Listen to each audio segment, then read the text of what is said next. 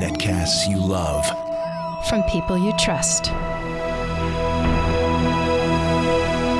This is Twit. Bandwidth for Windows Weekly is provided by CacheFly at CACHEFLY.com.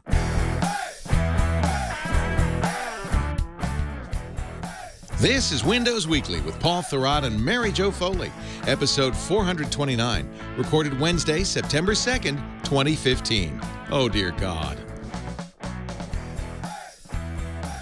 Windows Weekly is brought to you by ZipRecruiter. Are you hiring? With ZipRecruiter.com, you can post to 100-plus job sites, including social networks, all with a single click. Screen, rate, and hire the right candidates fast. Try ZipRecruiter with a free 4-day trial now at ZipRecruiter.com/Windows. And by Harry's. For guys who want a great shave experience for a fraction of what you're paying now, go to Harrys.com. Get $5 off your first purchase by entering the code WINDOWS when you check out. And by Audible.com. To download the free audiobook of your choice, go to Audible.com/Windows. It's time for Windows Weekly, the show where we cover the latest news from the Windows and Microsoft front. Paul Thurrott's here from... What? He's got it's a two-front war, Leo. It's a two-front war. It is. It is. Paul's here from Thurrott.com. Mary Jo Foley's here from allaboutmicrosoft.com. Between the two of them, they know all. Hey, a little program note before we get too far into the weeds here. The show's going to move to Tuesday next week because of the Apple announcement on Wednesday. So we're going to flip-flop Mac Break Weekly and Windows Weekly. We'll start Tuesday at 11 a.m. And then that's kind of convenient because it frees Paul and Mary Jo up for our meetup at Rattle and Hum. And that will be 3 to 5 East Coast time on Wednesday, the 9th. We did a little bit of reconnaissance yesterday to see how prepared they were for this event. Are they? Yep, they're ready. Yeah, I think it's as ready as they can be. You know, we don't do RSVP, so I don't have any idea how many. It could be 5 people. It could be 500. Could be 5,000. I don't know. It might be we have to move to Madison Square Garden. I don't know. But yeah, they're going to move there are a lot of furniture bars on the around. street. Good. There are. We can overflow. Including one called Foley's, but don't go there. Yes, we hear that's a dive. That's the other side of the family, the black sheep. That's right. Yep.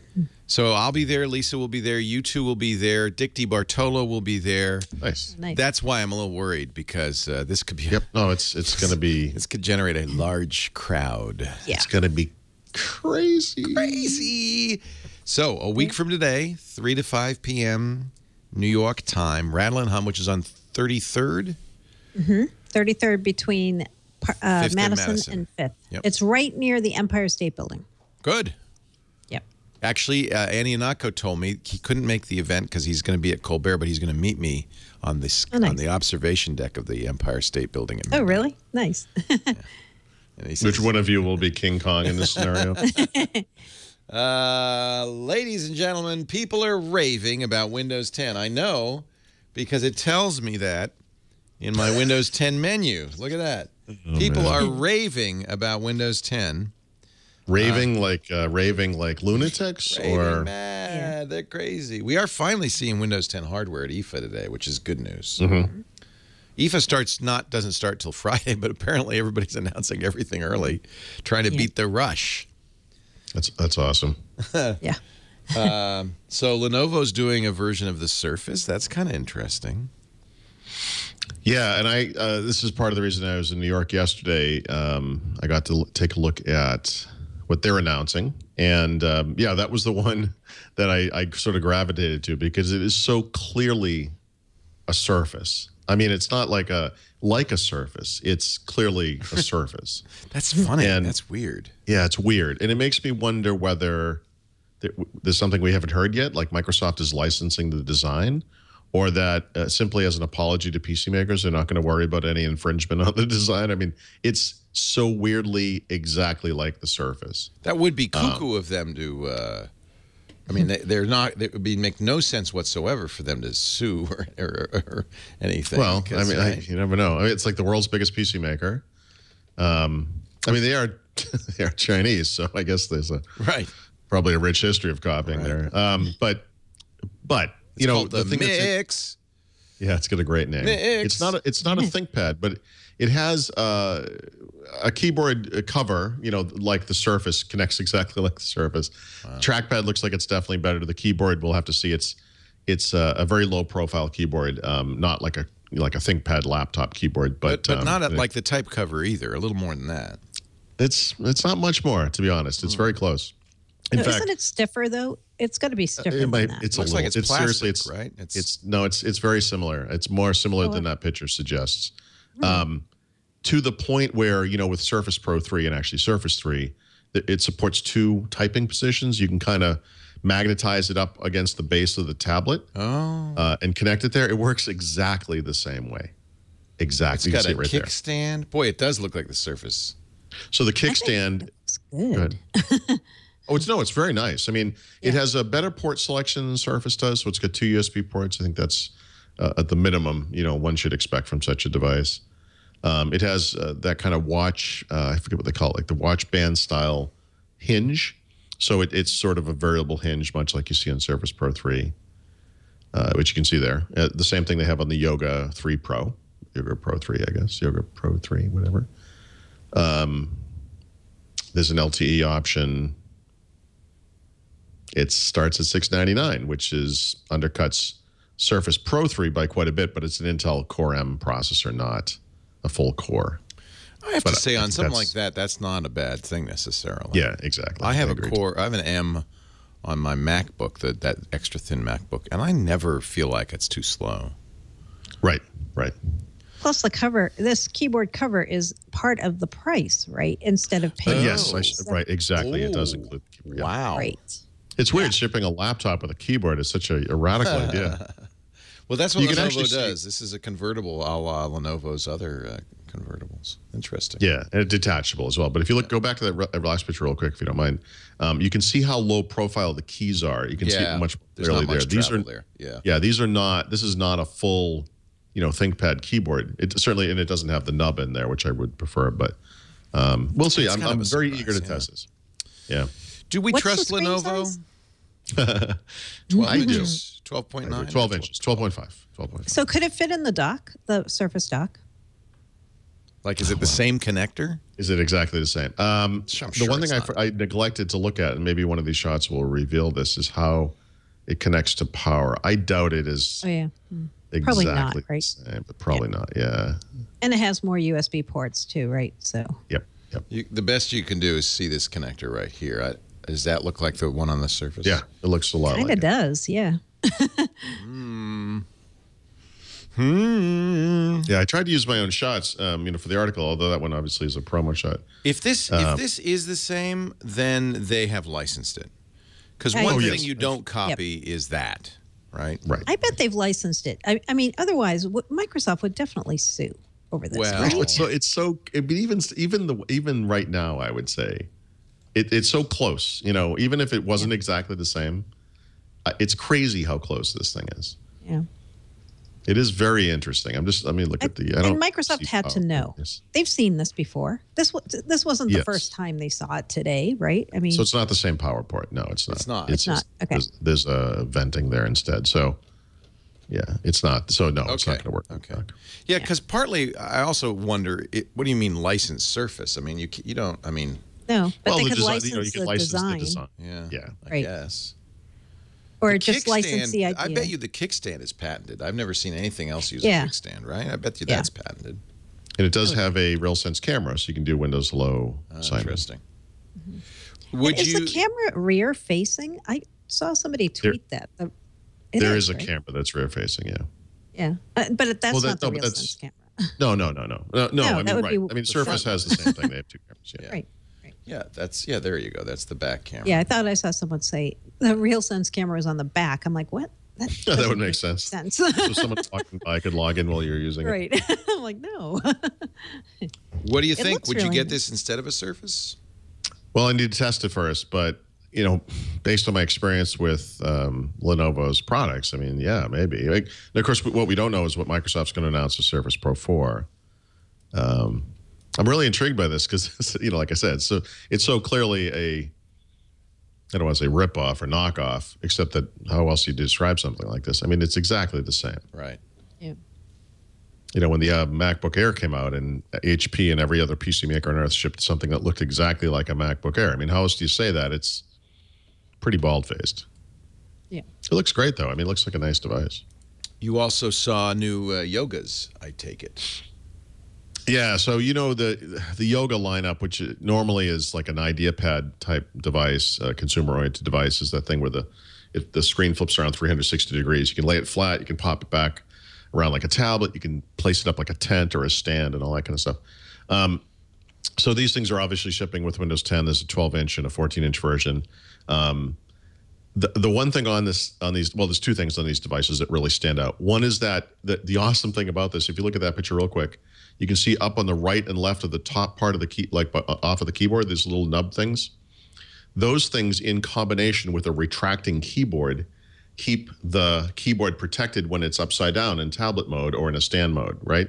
So as you pull the screen back, the keys actually retract into the device, which you can see in the next picture, or in one of the future pictures. So there's like the normal keyboard, and then if you scroll down a little bit more, you can see how they. Yeah, it's kind of it's just kind of a neat little, I like and I that. asked the guy, I think that's a great idea.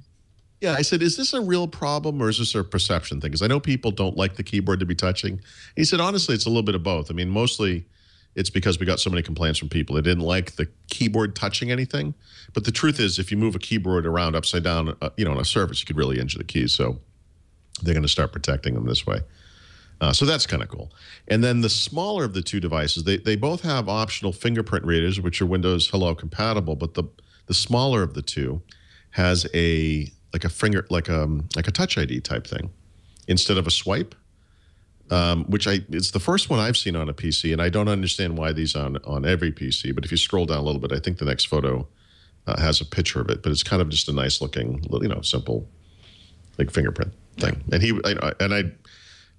you swipe that little line there? Or what? No, you just press. No, you press your finger on that square. Okay. And that little thing above it is a light. Oh, it's a light. And so that it will light up when it's correct. Yeah. And it actually will glow. It will glow orange if for some reason it doesn't work. You can come at it from any angle, like on the iPhone, right? Because it's, it's not based on direction. It's just based on the shape. It can be any direction. So again, I asked the question. Mm-hmm. Can you? Do I trust Lenovo? Yeah.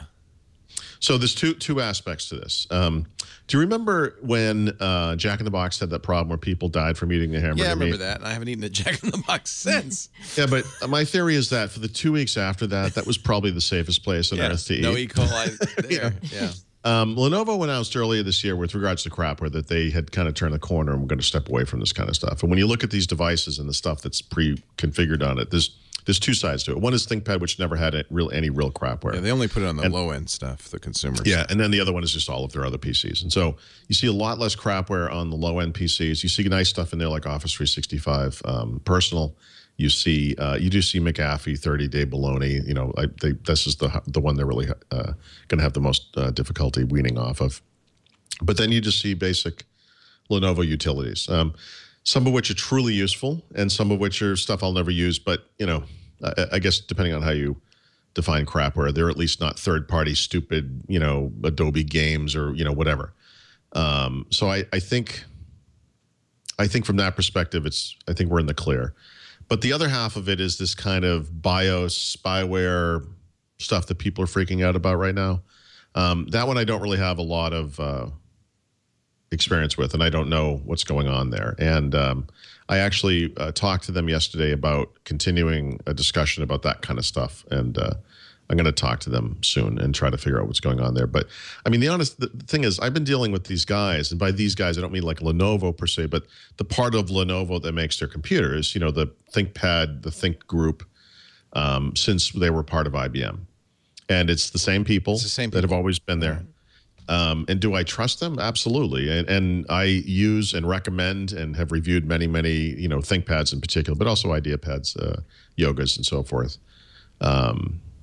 And I don't know what's going on. It's kind of hard to, at my previous job, I worked with a really good small group of people, but we were part of some giant evil empire. And so I don't know. Right. I don't know if it's the same thing for them or, if things change over time or whatever. I don't know. It is telling that the ThinkPad line has always been insulated from that. There was no Superfish on ThinkPad. There was on Yoga. This BIOS modification, I think you can make a case for why they did that. It was the wrong thing to do, and they shouldn't have done it. But I understand why they did it. They're trying to keep an update process working on the machine. This doesn't defend them, but I would say the nice thing about today's age, where everything is very transparent, whether you want it to be or not, because of the internet. You can't get away with nothing. You can't get away with anything. And the outrage is so immediate and so vast, and you hear from your customers. Right. That I think this solves problems quickly. So I just don't know enough about this newer issue to have much of an opinion. Yeah, I would not. I would never say don't get a ThinkPad, to be honest with you. I wouldn't. Yeah, no, I wouldn't either. At the same time, I kind of want to punish them. I don't know the guys, you see. This is the disadvantage I have. But I almost want to say, to take that, Lenovo.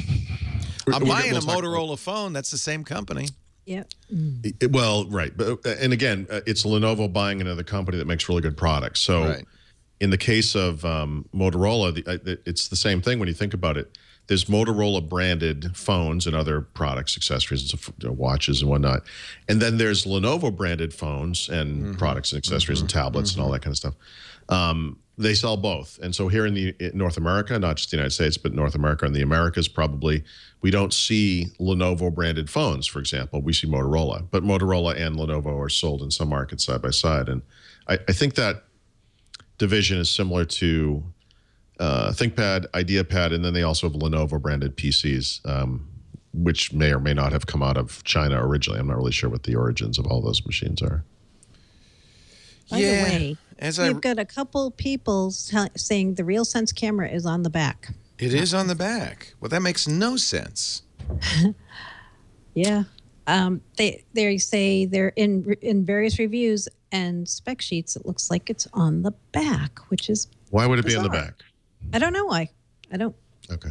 All right. No, like I said, it's not coming out until November. I'm going to definitely review it. I can't wait to see it and use it. That's weird. So I didn't make. Well, it's not. I mean, I guess I suppose you could. I mean, the problem with it is when it's docked and you're using it on your desk, you want to walk up and the nice thing about Windows Hello cameras, that you walk, it just works. Yep. Okay. Well, Lenovo. Great. You'll have to check that out. Yeah. Yep. Yeah. So November. Mistakes can be made. Mistakes were made. Yeah. Mistakes can be made. Things are never perfect the first time. Yes. It's not just yogurt and yogurt and pads. No, my friends. There's more at IFA. There's a lot more, and I haven't written about a lot of it. I did a quickie thing on the Acer thing, but honestly, the more I looked at that, the less interesting it was. It's a new high-end phone with a terrible name and a Continuum dock, which you can plug the device into and access a screen and a keyboard and mouse. And I think that's a neat scenario for some people, but unless something really changes with regards to camera quality, which it has a 21 megapixel camera, or more important, I think the Lumia apps, which should be available to all Windows Phone users, but are not today, are mostly confined to Lumia users. It's hard for me to get excited around, about an Acer phone that runs Windows Phone. So that's I don't know. Microsoft's phone dock, right? That's no, that's their own. No, the Acer one, you actually the device sits in it like upright, like it plugs into it. Yeah. The Microsoft one is a Munchkin one, right? Oh yeah, that's flat. That lays on the table, Red right? Star, yeah. Well, it's all plugs like wires, Yeah. Okay, boss. Whatever you say, boss. Seen it had you're not at IFA. IFA's in Berlin this year, as it always is, and I know you're not there because you just got back, but there's plenty of coverage of IFA. We covered this morning, and you can watch it on our Twit Live specials at twit.tv/specials. The Sony announcement, they announced a 4K Android phone with a nice camera and all that stuff. And Sony and Huawei, and I mean, It's so funny Everybody. because these companies are also rans in the U.S. Yeah. Oh, and by the way, Leo, you asked last week if Microsoft's press conference on Friday was going to be webcast. It is. It is. Yes, And we shall cover it. Yep, 10 a.m. Eastern. It's going to be webcast on IFA's channel, not Microsoft. And so we have a link in the show notes to that. The IFA channel on your local cable. IFA channel. Yeah, and you know what we think they're going to do there, a lot of people are asking us, is that where they're going to announce the new phones or Surface 4? No, we don't think so. We think it's just going to be Microsoft showcase of OEM devices, right? I was told explicitly that Microsoft would not announce any new devices at IFA. Not there, right? Yeah. It says Windows 10 lights up new devices. Nick Parker, Corporate Vice President, OEM Division. Yeah. So nice use of quotes. Yeah, that's some weird language kind of stuff. Upside down quote. He's formerly from Nokia, isn't he, Nick Parker? Ah, that would explain. Oh, is he? Huh. I think so. That's probably Finnish. Is he? I think. Well, he sounds like a British name, but isn't that the guy that was from Nokia? I don't know. He's the head of Microsoft OEM. I don't remember where he came from, but Okay. Good news, though. That's great, and that means we can cover it. We've been trying to cover the IFA events as best we can from overseas. Let's take a break, and we'll have more in just a second with Mr. What's his name? That guy. All about Android. All about Android guy. He used to be an Amiga fan, and now he hates Windows. No. Paul Thurrott from Thurrott.com. Mary Jo Foley. I love Windows. I'm sorry. It's not Windows. It's Microsoft you hate. Okay. So I think I'm being slightly misquoted here. Okay. Perhaps. What do you hate, Paul? I don't hate Microsoft. I just hate everything they make. No, we're just joshing you. These two are the experts. There's nobody better. Hey, if you're the expert on hiring in your company, like you're the person who has to do it, I'm sorry. But, you know, hiring is probably the most important job there is in a company, especially as you build that company, because the people you hire really set the tone. They create the culture. And there's nothing worse than a bad hire. There's nothing better than a great hire. I mean, it's really that simple. We use ZipRecruiter, and I want to tell you, it is a great way to hire people. First of all, ZipRecruiter is easy for you.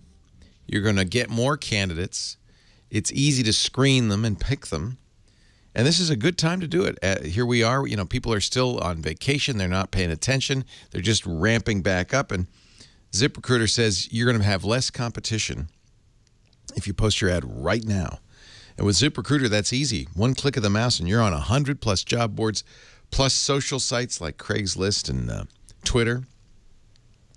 They have nearly 6 million current resumes on file, too. So within a few hours, you'll be instantly matched to people who fit your needs. And it's all done in the ZipRecruiter interface, which is really great because you don't have to take calls or answer emails. You can just deal with it at ZipRecruiter.com. No wonder over 400,000 businesses like mine use ZipRecruiter, and you could try it now for a free.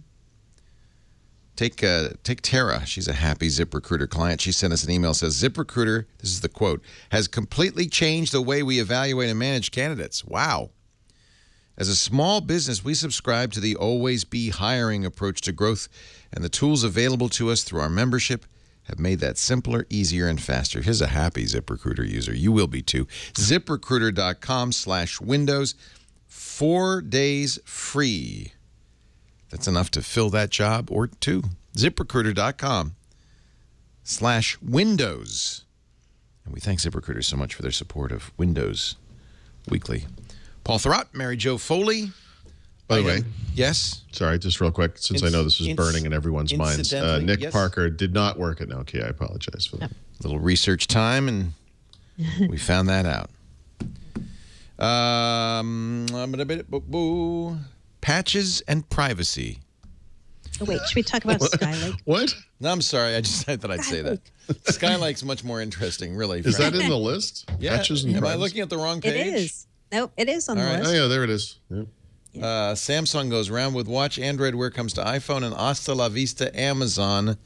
No, no, no, no. But Skylake should really trump that. Intel announced today more information about their newest, was it fifth generation? Sixth generation Intel processor. Still 14 nanometer, but they've updated the microcode, and it looks pretty impressive from all the benchmarks I've seen. Tell us about it.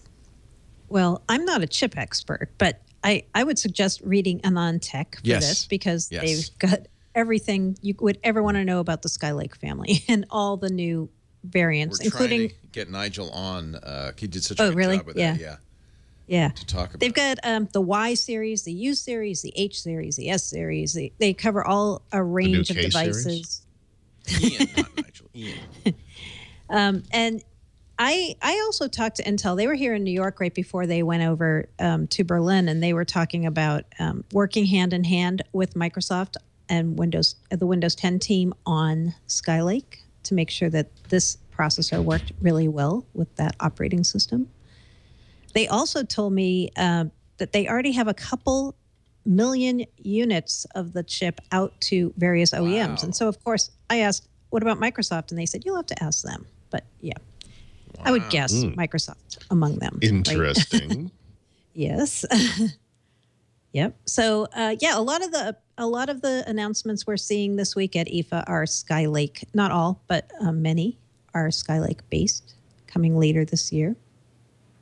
So yeah, that I thought it was very interesting when I was talking to Intel, where they were talking about they are very vested in trying to see people upgrade to new PCs this year. Now that Microsoft has a good operating system that people want, and they have all this research about how many PCs are over 5 years old, and they think it's a perfect time for people to upgrade to new hardware. Of course, now's a great time to buy new hardware. Yeah.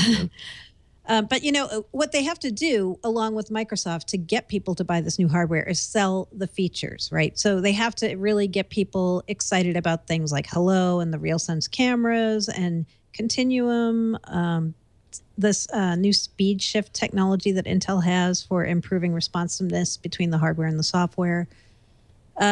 So they've got a lot of work to do. You know, the Intel folks said to me, we think people are super excited about the security enhancements that are inside of Windows 10.